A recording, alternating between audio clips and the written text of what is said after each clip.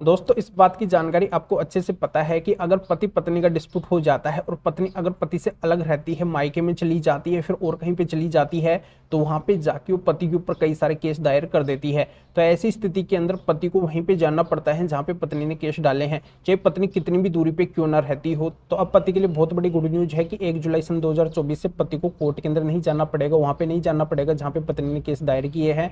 पति घर बैठे उन केसों को देख सकते हैं, कहीं पे भी देख सकते हैं, कैसे देख सकते हैं, अपनी बात कैसे रख सकते हैं, यही पूरी जानकारी इस वीडियो के अंदर मैं बताने वाला हूं। इसके ऊपर एक नया कानून आया है, तो ये कानून कौन सा है, तो इसी की जानकारी मैं इस वीडियो के अंदर बताने वाला हूं। पर आपको करना क्या है, वीडियो को बिल्कुल अंत तक देखना है, तभी पूरी जानकारी समझ में आएगी। क्योंकि आपको अच्छे से पता है कभी भी आधे अधूरे वीडियो से जानकारी समझ में नहीं आती है, इसलिए पूरी जानकारी के लिए वीडियो को बिल्कुल अंत तक देखना होता है।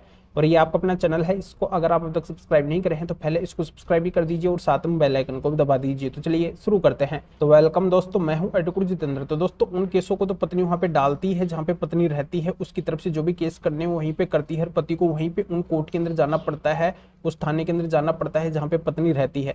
पर इसके अलावा जो पति ने अपने क्षेत्र के अंदर केस डाले हैं, पति ने अपनी तरफ से केस डाले हैं, तो उन सारे केसों को भी पत्नी अपने एरिया के अंदर ट्रांसफर करवा लेती है। तो उन केसों के अंदर भी पति को वहां पे जाना पड़ जाता है। तो इससे पति का काफी हद तक नुकसान होता है।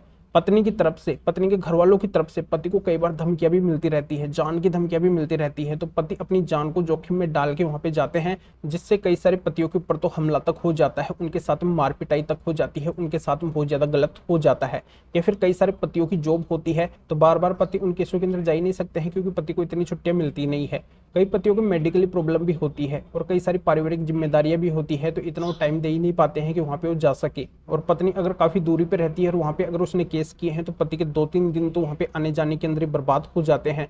तो इससे पति का बहुत ज्यादा समय और पैसा बर्बाद होता है, काफी सारा नुकसान पति का होता है। तो पति लोग चाहते हैं कि उन केसों के अंदर उनको बार बार वहां पे ना जाना पड़े। तो दोस्तों बिल्कुल संभव है, नया कानून आ चुका है और इसके तहत अब पति को 1 जुलाई से कोर्ट के अंदर नहीं जाना पड़ेगा, पुलिस थाने के अंदर नहीं जाना पड़ेगा, जहां पे पत्नी ने केस दायर किए हैं वहां पे नहीं जाना पड़ेगा। तो किस तरीके से पति को ये राहत मिली है और ये कौन सा कानून है, तो दोस्तों इसका प्रावधान नया कानून BNSS के सेक्शन 355 और 356 के अंदर एक एक्सप्लेनेशन देके किया गया है कि पति जहां पे रहते हैं वहां से वीडियो कॉन्फ्रेंसिंग के द्वारा कोर्ट तक अपनी बात पहुंचा सकते हैं।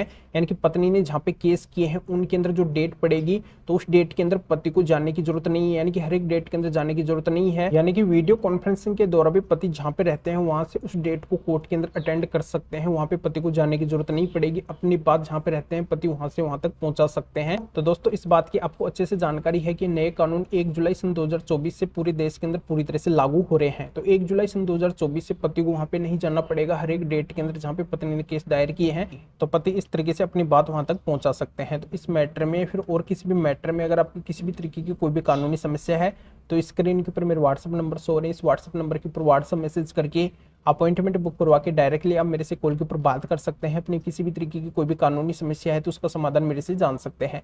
तो अभी आपको इस वीडियो को लाइक करना है और शेयर भी करना है, जो और लोगों तक भी ये जानकारी पहुंच सके। तो वीडियो देखने के लिए आप सभी का बहुत बहुत धन्यवाद।